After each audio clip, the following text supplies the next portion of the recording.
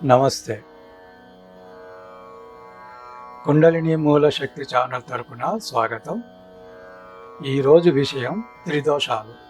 అవి 1 వాతము, 2 పిత్తము, 3 కఫము. అవి చేసే పనులు, వాటి గుణములు మొదలైనవి ముక్తసరిగా తెలుసుకుందాం.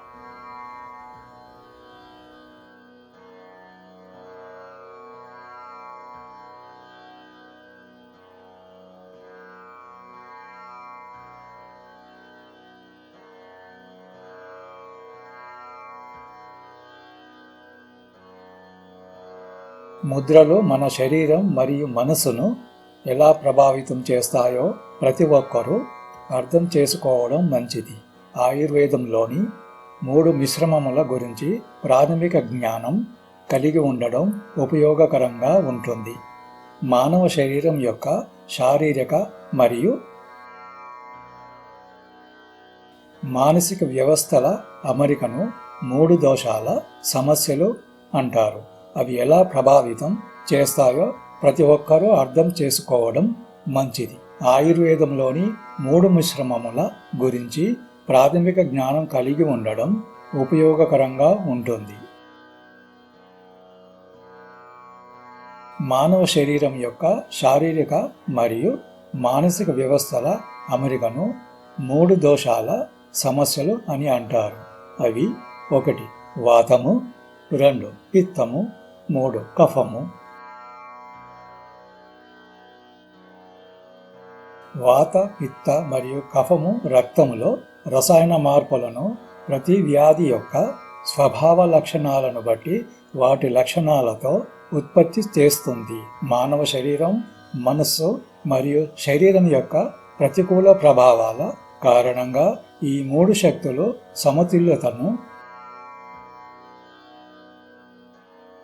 కోల్పోతాయి. ముద్రలు సాధన చేయడము వలన మన శరీరంలోని ఈ 3 దోషాలను ఆరోగ్యకరంగా సమతుల్యంగా ఉంచి ఒత్తిడి మరియు ఆందోళనలను తగ్గిస్తుంది.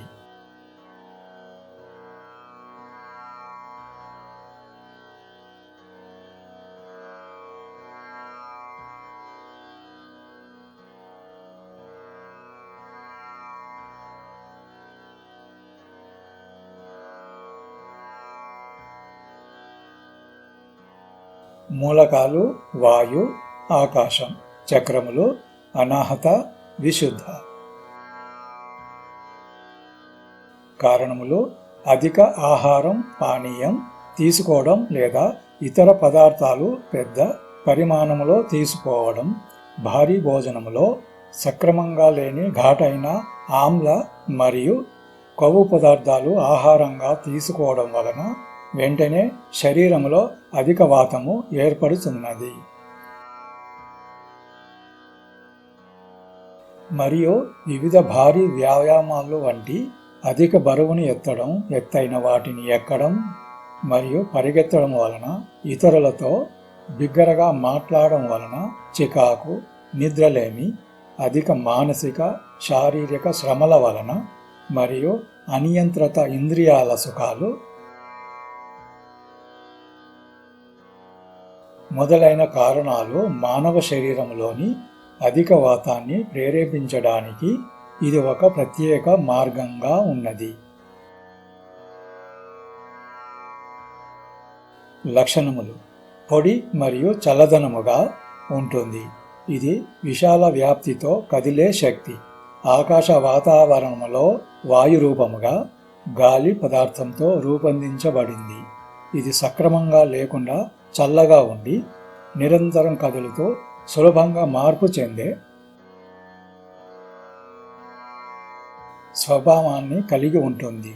వాతము అధికంగా ఉన్నప్పుడు శరీరము గట్టిగా, పొడిగా, బిగుతుగా ఉండి కీళ్ల నొప్పులు, పెలుసుగా ఉండే ఎముకలు మరియు దంతాలతో బాధపడేలా ప్రభావితం చేస్తుంది.